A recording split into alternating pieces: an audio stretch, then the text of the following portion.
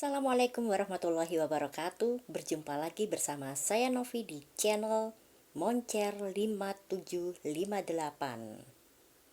Channel yang akan menyajikan berjuta kisah inspiratif dari orang-orang hebat di sekitar saya. Kembali lagi masih tentang profesi marketing. Tidak mudah memilih dan menjalani profesi marketing, apalagi marketing forex trading. Masih dengan kisah Mas Adi sebagai marketing forex trading, di mana Mas Adi memilih profesi tersebut karena mendapatkan musibah di PHK dari perusahaannya yang lama. Dengan sedikit tabungan yang tersisa, Mas Adi memilih menjadi seorang marketing forex trader. Ya, sudah banyak orang yang tahu ya, kalau di perusahaan forex trading, seorang marketing itu hanya akan mendapatkan support, allowance atau pengganti uang transport itu besarannya tergantung kebijakan para kepala cabang masing-masing. Ada yang disupport hanya 1 bulan allowance atau uang transport, ada yang 2 bulan, ada yang 3 bulan, bahkan ada yang tidak sama sekali. Untuk yang dari golongan orang berada menjadi marketing forex trading itu mungkin tidak terlalu rumit karena mempunyai database yang premium, relasi-relasi yang bagus, kemudian juga ada modal untuk mencapai target awal, menanamkan uangnya sendiri untuk diinvestasikan seperti itu. Akan tetapi bagi seorang Mas Adi yang hanya punya sedikit tabungan untuk bertahan hidup dengan 1 istri dan 2 orang anak, dan tidak ada sumber-sumber lain untuk asap dapur tetap mengebul, tapi Mas Adi tetap bersemangat untuk itu. Dan itu hal yang tidak mudah ya, menjadi seorang marketing forex trader itu harus mengikuti pelatihan-pelatihan setiap hari ya. Teorinya banyak sekali, ilmunya banyak sekali, dan itu memang harus diserap semuanya. Kemudian juga harus misalnya dari mentornya menyarankan minimal punya database premium adalah 100 orang, dan setiap hari kalau bisa bertemu dengan 10 orang baru, klien baru, berkenalan dengan relasi-relasi baru, dan itu tidak mudah. Apakah setiap hari orang yang ditemui itu akan langsung mengucapkan closing? Tidak semudah itu. Semuanya butuh keuletan, butuh kesabaran, butuh dedikasi yang tinggi, dan itu sangat-sangatlah tidak mudah seperti itu ya. Apalagi mengingat tabungan yang semakin menipis, kebutuhan istri dan anak, kebutuhan rumah tangga yang semakin hari nggak semakin sedikit seperti itu ya para sahabat. Jadi di sini Mas Adi terus-menerus fokus ya dengan pilihan profesi tersebut, mengikuti training-training di kantor, ketemu dengan relasi-relasi atau calon-calon nasabah, dan suatu hari Mas Adi dengan program dari mentornya atau leadernya atau atasannya ada sebuah pameran gitu ya, atau open booth lah di sebuah mall gitu ya.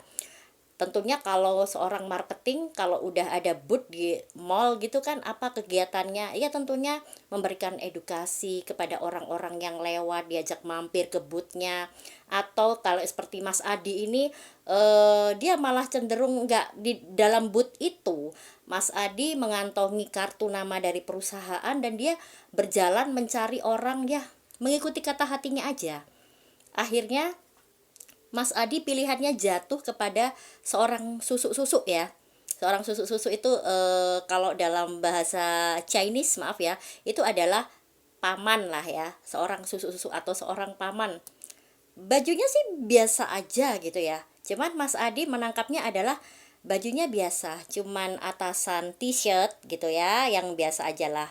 Kalau orang Chinese sukanya kan t-shirt putih gitu ya, dan di bawahnya adalah celana pendek gitu ya, atau celana sport gitu. Tapi yang dilihat Mas Adi apa? Jam tangannya, jam tangan limited edition, merek termahal gitu ya. Dan Mas Adi memahami itu. Dia memperkenalkan dirinya kepada susuk-susuk tersebut dan menjelaskanlah semampu dia, sebisanya dia sebagai seorang marketing forex trading itu bagaimana sih supaya dia tidak terlihat sebagai seorang pemula, dan dia memberikan kartu nama kepada susuk tersebut gitu ya. Nah, singkat kata singkat cerita, tidak semudah itu ya. Itu hanya salah satu orang saja yang ditemui oleh Mas Adi, dan seiring berjalannya waktu tabungan itu habis. Jadi Mas Adi mulai bingung bagaimana membeli beras, kebutuhan dapur, susu anak, kebutuhan istri, mulai pusing.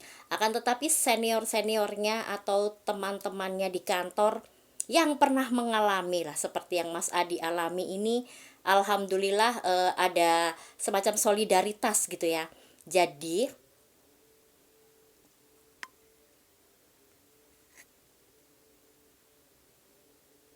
ada yang menyumbang beras, katakanlah seperti itu ya. Ada yang menyumbang uang pulsa, ada yang menyumbang ya bermacam-macam lah solidaritas orang kantor. Dan itu ternyata berlangsung dari hari ke hari, hari ke hari, dan mertuanya mulai jengkel dan marah sehingga mertuanya memutuskan apa, untuk mengambil anak dan cucunya. Karena untuk membuat efek jera atau kapok kepada Mas Adi, kenapa masih bertahan dengan pekerjaan yang tanpa gajian itu ya. Tidak semua perusahaan di forex trading itu memberikan allowance 1, 2, 3 bulan, nggak semua. Ada yang tidak gitu ya.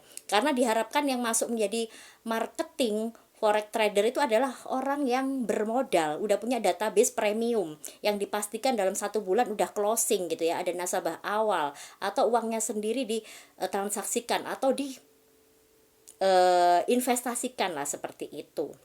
Nah, kemudian karena Mas Adi ini udah frustasi ya, anak istri dibawa oleh mertua.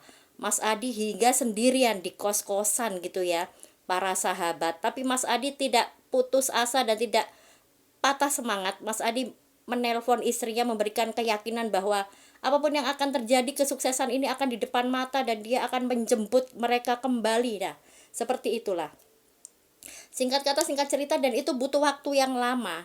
Begitu banyak Mas Adi memprospek calon klien, begitu banyak Mas Adi bertemu dengan orang-orang, dan berapa kali Mas Adi juga begitu telaten ya, menjalin dengan susuk yang saya bicarakan di awal tadi, susuk yang punya jam tangan unlimited termahal itu tadi ya. Jadi Mas Adi berteman, masihlah di fase berteman gitu ya dengan susuk yang tadi. Di fase berteman, dan Mas Adi yang namanya berteman kan ya, kegiatan-kegiatan susuk kan orang yang sangat kaya raya gitu ya,